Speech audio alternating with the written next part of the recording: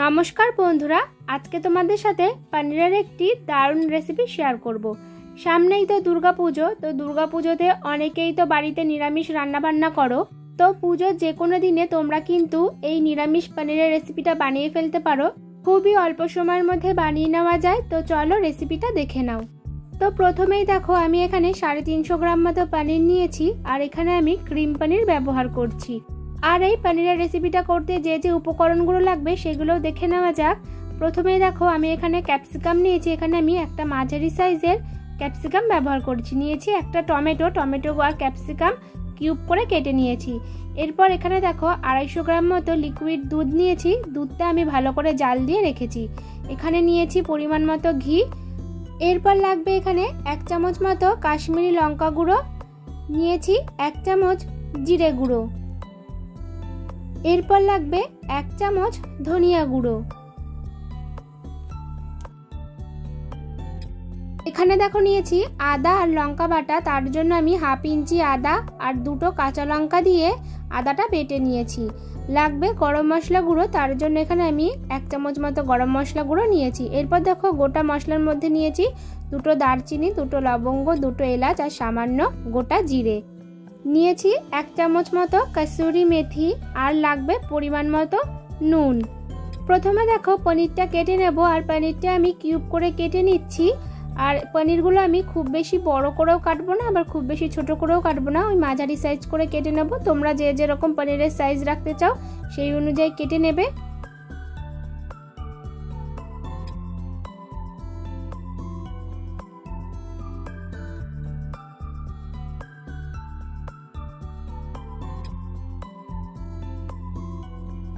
তো দেখো, আমার এখানে সবকটা পনির কিন্তু কেটে নেওয়া হয়ে গেছে। এবার একটা কড়াই গরম করে তাতে দিয়ে দেব পরিমাণ মতো সাদা তেল। দিয়ে এবার পনিরগুলো আমি এক এক করে ভেজে নেব।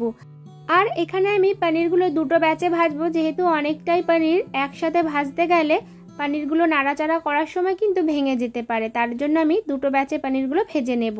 পনিরগুলো কিন্তু খুব বেশি ভাজা যাবে না, একদমই হালকা করে পনিরগুলো ভেজে তুলে নিতে হবে।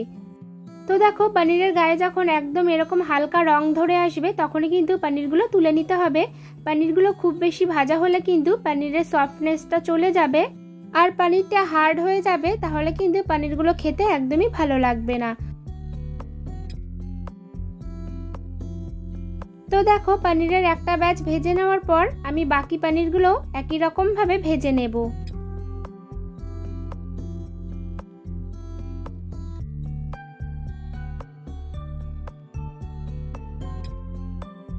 তো দেখো, সেকেন্ড ব্যাচের পনিরগুলো আমার ভাজা হয়ে গেছে, এবার তুলে নেব। তো সবকটা পনিরে কিন্তু আমার ভেজে নেওয়া কমপ্লিট হয়ে গেছে।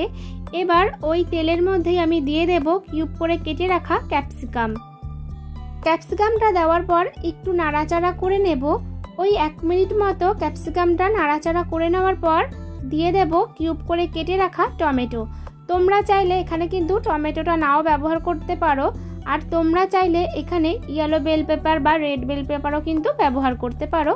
তো দেখো, এবার টমেটো আর ক্যাপসিকামটা একটু নাড়াচাড়া করে নেব। ওই 2 মিনিট মতো ভেজে নেওয়ার পর টমেটো আর ক্যাপসিকামটা তুলে নেব। খুব বেশি কিন্তু টমেটো আর ক্যাপসিকাম ভাজার দরকার নেই।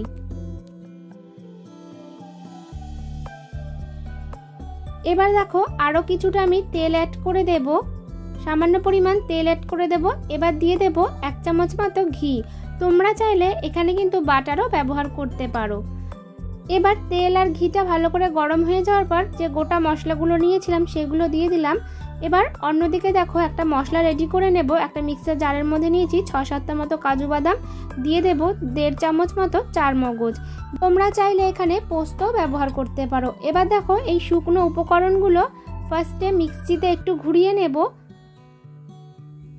তো দেখো, এরকম যখন ফার্স্টে মিক্সিতে ঘুরিয়ে নেওয়ার পর ভালো মতো করে গুঁড়ো হয়ে যাবে, তখন এর মধ্যে অল্প করে জল দিয়ে একটা স্মুথ পেস্ট রেডি করে নেব।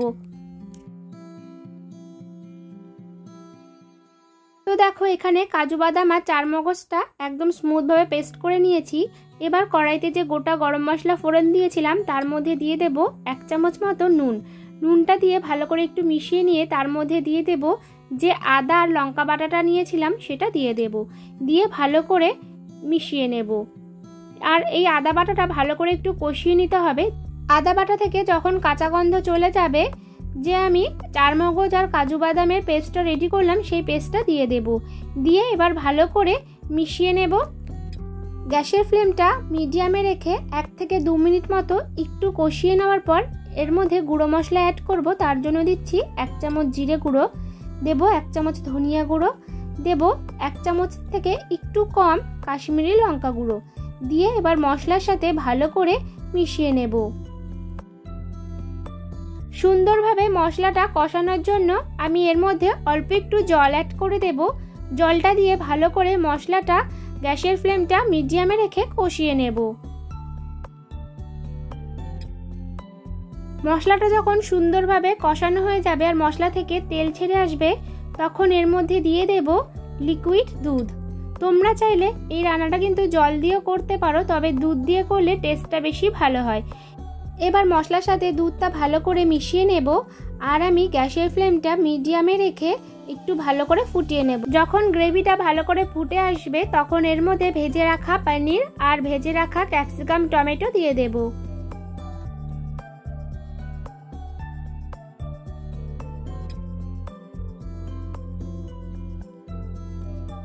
এবার গ্রেভির সাথে সবকিছু ভালো করে মিশিয়ে নেব।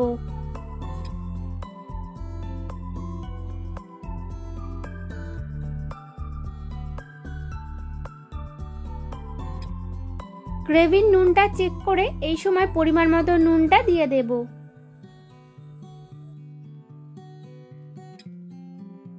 এবার গ্যাসের ফ্লেমটা মিডিয়ামে রেখে গ্রেভিটা খুব ভালো করে ফুটিয়ে নেব।